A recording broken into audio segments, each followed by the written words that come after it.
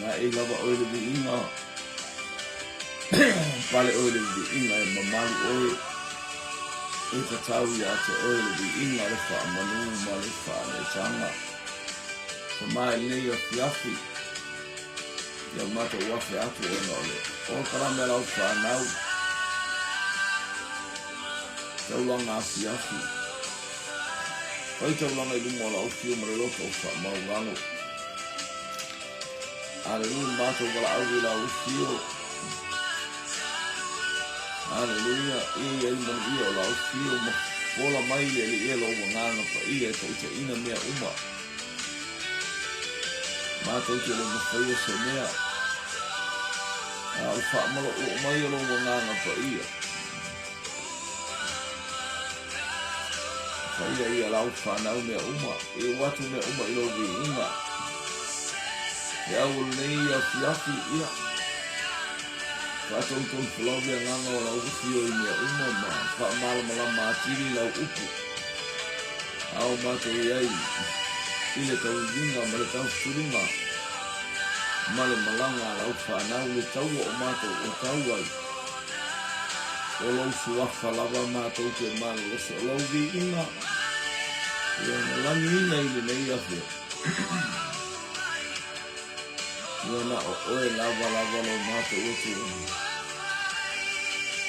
E mato ke mana losi ai. A umal nei. O lo kalame ia fo ia te oe o mato loto ma vi ina e whaone ni e lau suafu pa ia e whaovau. A o whataua ai a te imatou na e Yesu. Amene, amene. Ka tala watu tenga te whailangi, tala whailea tawha mareitu, o le tino ke riso, maua mai nei a fiafi whamanianga, tino le mawhau ai siri o tātou nganga, tātou areanga i wha mangalo. Angara i atu le nganga o le atua mo o nei a fiafi, me tā whasoa ai le manuia o le atua.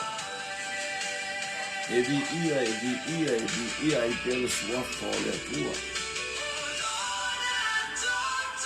Wa whalau tele le atua le taua alana whanau.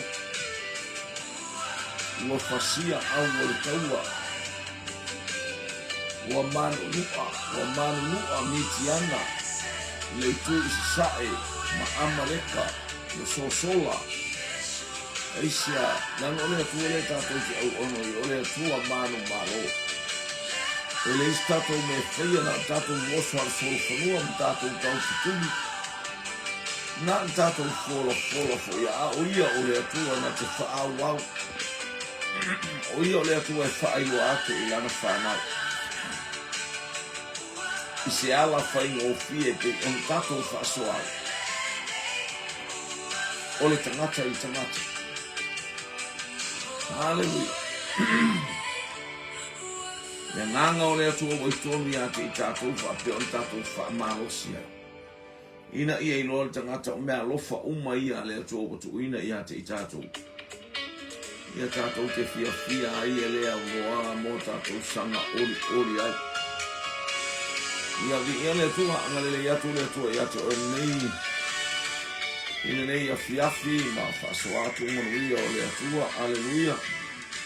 Ma ia i le atua le vi inga le whaamanu ma le whane.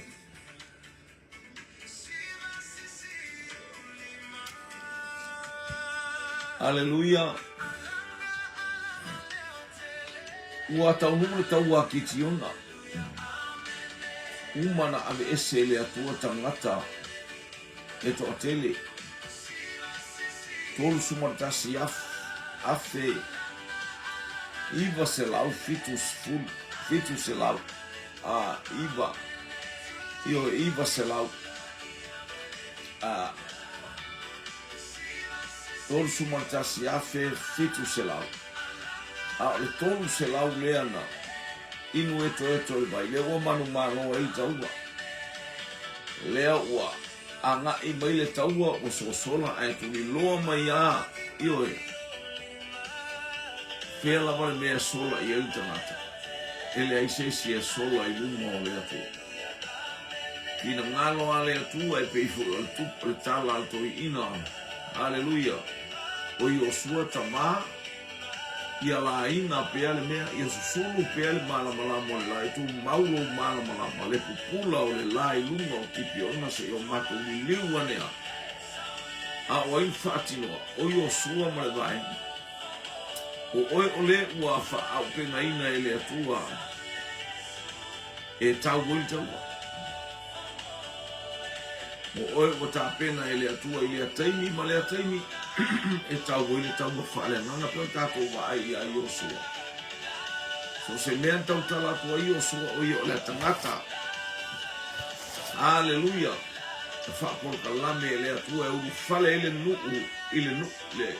le nu o Israel ile ayul forfolan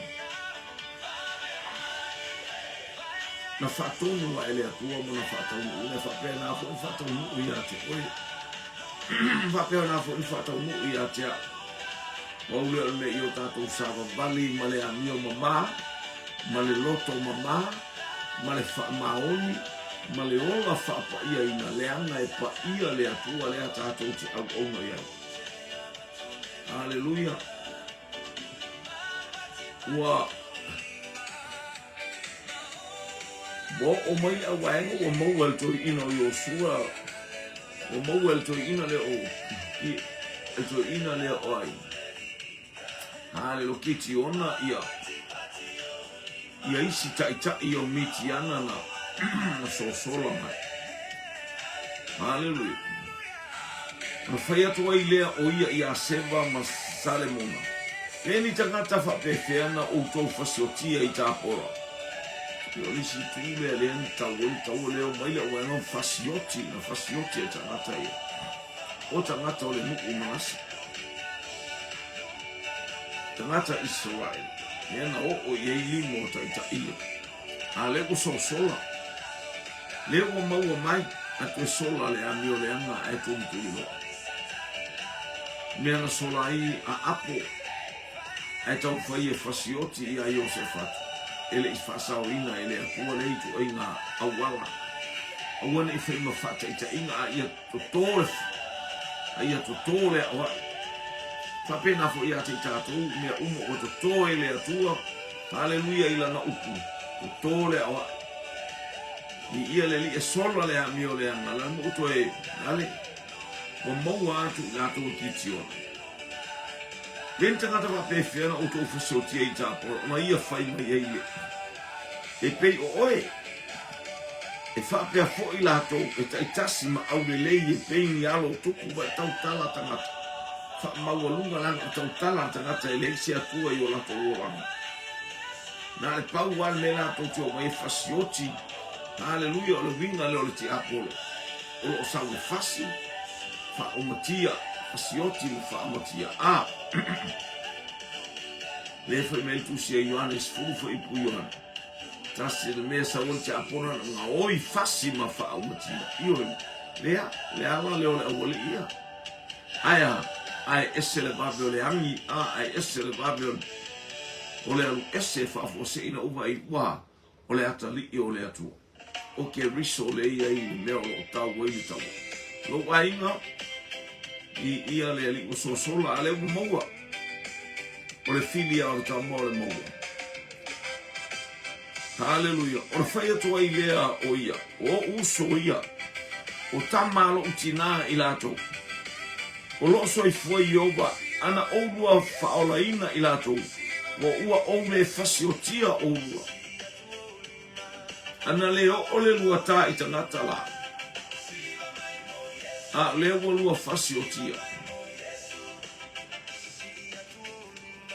o le tali le o lua le fasioti e le se me le a fasaoina i o lua le la ngala fina ngalo le to sa kitione tau sau se ta watu i tangata sai se ta watu ya Amaleka se ta watu ya Mitiana o nganga fasala nei o le ta yo nganga fasala nei ya Israel e fa pena fo i tatu wano no ia nganga fasala nei ale mana onga o le tua i o tātou tutu i le manu mālo le atu e wha umatia. Nā ruenga wha sala veia i to tonu o tātou o lana e wha lave ma i ate i tātou. O le mana ongale i wha umatia. Ona whai atu ai lea o ia i e tero lana uru matua. I nātou la i maia, ma e whasioti i la ua. Ia. Mele ua. Mo vana au le tangata lo nātali. Hallelujah. Whasioti i tangata ia. A ua le se i le tamala na pelu ina ua fefe o ia. A ua o le tamala ba ia. Rono ringa la i titi le tama i titi. Ele au taua le atua. Hallelujah. Ele ilo el tama i tini ia mea o ni taua aya. Ela i titi ale sau ma le pelu e muli ai lona tama. Hefe al tama i titi. Ona whai mai ei leo seva masale muna. Ina etu la ima ia oe ma fasi i ate i maa ua. A wae pei o le tangata e whaapea foi ona lona malos. Ona tula ia tu wai lea o kiti ona o ia fasi o tia seva masale muna. Ma ave ese aile, ona ave ese aile e ia o mea sa asoai i ua o la ka amelu. Yo fasioti ai ave ese le tamau ai, ave ese le veto le taua. De tamau ai nga. Yo ai. Reis ka re whapena tatu matuafa a. Tama ia ngā luenga whaasala veia le olo le ana. Aia. Toi whaafo i mai mea le nuku mare a ai. O a veto le taua sa ai o le oa mara tamau ai nga. Hallelujah o saunia e le atua mo oe mo a umo i tātou. Se i whae noa atua i le larolangi le matautia o le atua le e te au ona i ai. Hallelujah. Praise God.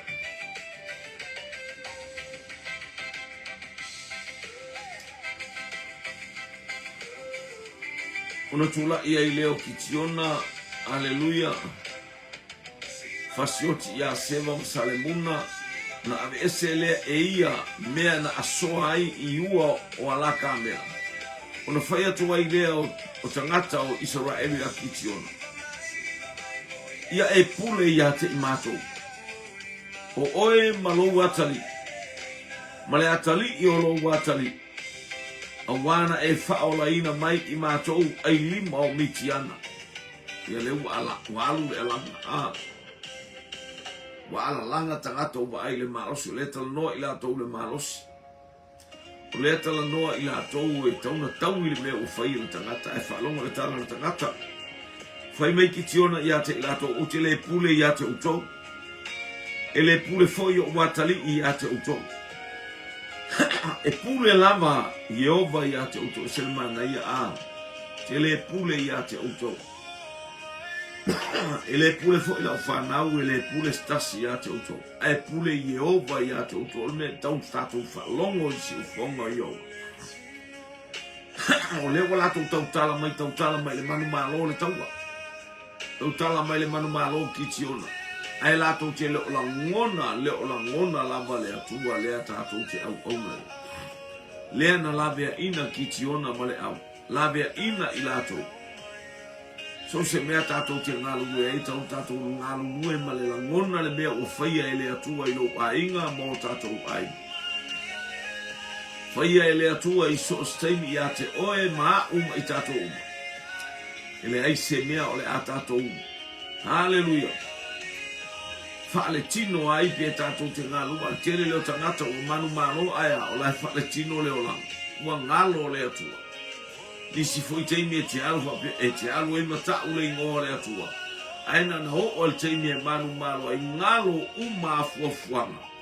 Ai li liwa e fai fuafuanga le aina ma le tala whengai. Hallelujah.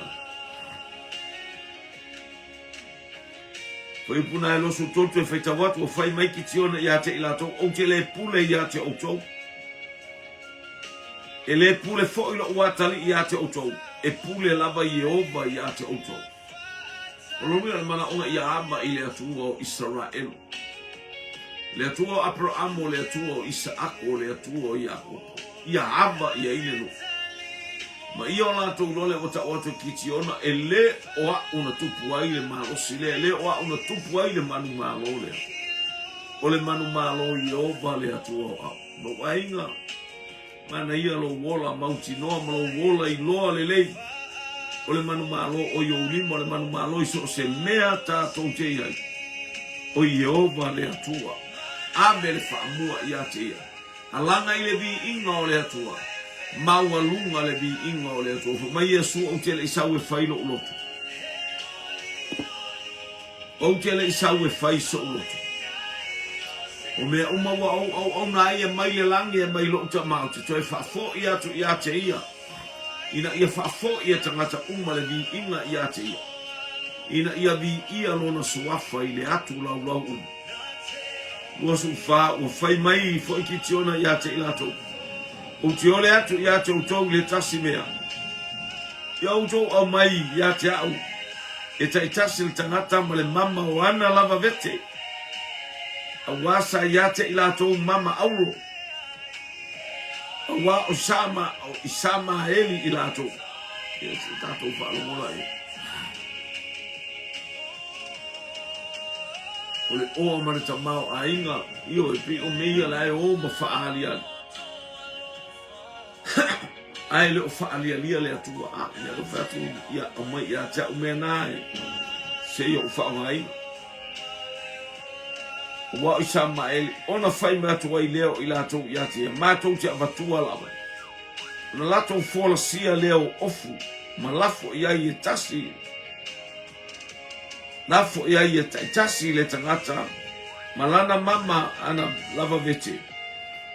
O le mamafa o mama auro naile na ia ole atuai iate na ia ole atuai o sekeri auro ia e tasi le afe ma le fitu o se lau e tuu ia o mea naso ai ma mama italinga ma ofu pa auri na iai tupu o mitiana a toa mo fili auro sa iua o alaka amela.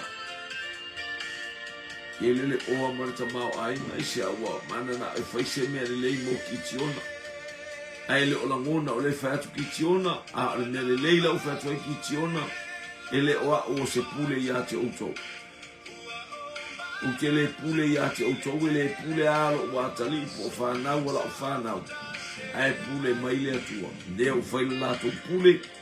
Ia me au mai mo kitiona. Ona whai mai ai leo kitiona. Ona whai mai leo kitiona. Ona whai ai leo kitiona. Ole e fota. Ua tu wai e ia ilana a ai o ofera. O fira. Watu i ai o Israel uma. Ua murilulua hai. Ona avea lea o le nei mea ma mai lei a kitiona malona a inga. Ua to ilalo lava mitiana i luma o le whanaunga Israel. Ua lato ule to e ea lava. Ona file mua i lea o le nuku i tausanga e whanga fulu. I ona po o kitiona. Fast fulu tausanga. Wa toa fima lia le do. Wa le to iai seve ves. Hallelujah. O tau sanga ia ea on tato. Wa amai ele atua ilo soi fua mala uola. O tau sanga ia tato ke vivi ia to ema tato whaane ne e ile atua. I mea uma ua whaia ele atua ia te i tato. Wha uma tato mata upo. Ona alua i lea o Yerupa ala lea tari o Yoasa ua nofo o ia. Ilona lava ainga. Saya kitiona o natali e fitu mafuru male. Una whanaua lava eia. A wanto a tele lava na ba. O lana palake sai se kema. Na whanaua foi eia. Le atali i mona. Una whaingoa ai le ia api meleko. To tele a ba ta maloa a. To tele to lua ta maloa. Fitu se furu le whanau. Nango le winga leo o le nuku ma so se ai. Hallelujah. La tau te manao ma to tele la tau whanau. ina ia alu ai lo lato ngafa ma losi ma ia mata e ta o mai e fitu se fu ia leli ia watu puolo al tangata ai e fu ilala na pala ke sa no foi se kema ia le fa pe mai le tala haleluya na ia fa na ua ta mai titi e ngo ia api meleko ia ia le tu woti foi kitiona le atali i o yoasa o to ina lava ia o tanu foi o ia le tu mau o yoasa lona tama i ofira o sa apiselu woti kitiona ona to i liu ese ai lea o le whanaunga Israelu e muni ia pa ala e muni lua ai wa lato whaia foi pa ala perita mo lato watua masani e le lu o leta itai ba atu wa furi ese male atu wa aya wa ofu i tapua i le mea i le aise ola tapua i le mea na tite mai e le mawhaina mi ngoi mata tapua i le atua na ana li mai nifo ai le ise i supea lua e male ise whaua ia ingo le atua tele tupua o lo tato rifo pe iai whaamunu mia mai le atua i le mea male mei lo wa inga i lau whanau aya wa tupu ai lo mimita wa tupu ai tato mimita wa tupu ai o tato loto fete aya wa tato le va i atu i le atua mana whaamunu yanga anga tā manuia praise God ia ona whaane ne el suafa manu malo le atua o Abrahamo le atua o Isaako le atua o Jakob ia ona sitia lona suafa mamanu haleluya ia le futo o mai o fainga le amata mai a euta amata mai o tineru sau ia euta na o tiloa o tineru liwa fo i faile a miolean o ti euta liwa ne fo i faile a miolean loti o ti sama a liwa ne fo i faile melean o ti atu ia le fafine o tepora liwa ne lewo o mai fo i taimio hallelujah praise God o kitiona ole fo uto e fo faile a miole on me masani o a e fa masino na le fia ola saule atu ai fa fetai ile atu o lo tato o no ia na ia fa pale le taimi o le bale o le tala na just pa ia mon mawal tu se nga luenga e fumal fitu aron fa petos fu sa fa pale le atu le taimi o tato bale ai a taimi ne o tato le taimi o le nga pa ia o lingi mai le mana lilo le pule male mana bu fo ina mo i tato tango fia tu ia hallelujah tato tu wai ma tato fafta ia tu ile atu tato fa nga ina hallelujah ile fa auto tato fa nga ina male la ngona o mea uma e tautala ia ile fa na wale atu ele ai se mea i uvale le anga o fa fonga le atu ai ma fai fo into e palasi mai ia te tato pe a fai tato te le whaonga ina ma le mata ngofi. Whaonga ina ma le pa ia awai pa ia le io vale atua. O lo tato toma. O lo no fina ngalo le ia te tato. Ua le manatua ele whanaunga Israelu o Iova lo lato watua. O le na lawe ina i lato ai lima lato ai lima o i lato umalava o e vanga vangai. O e ita ia te i lato. Ele ianga le iatu fo. Lato. Ele ianga le iatu fo i o lato ainga. I ainga o Yerupa ala. O kiti ona le e tusa ma mea umalava. Na anga le lei atu ai o ia ia Israel. O le anga le lei o Yerupa ala po kitiona. O mea uma mai le atua. Ia e sila fia ma oilo.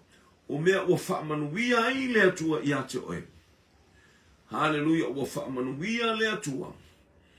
E ao hallelujah. O na tato ilo ia tafe atu le manuia. E uma atu oe. Tafe atu i lau whanau. Tafe atu i le ekalesia. Ia whapea ona feo ai. Hallelujah, i whaamanu yanga le atua, i le oa mareta mau a inga o le atua. E saunia e lana whanau i le atua. E saunia e le atua i le ataimi ma le ataimi. Aya, ia maualunga, ia o la mufio. Ona o Yesu. Amen, amen, amen. To God be the glory forever and ever. Amen.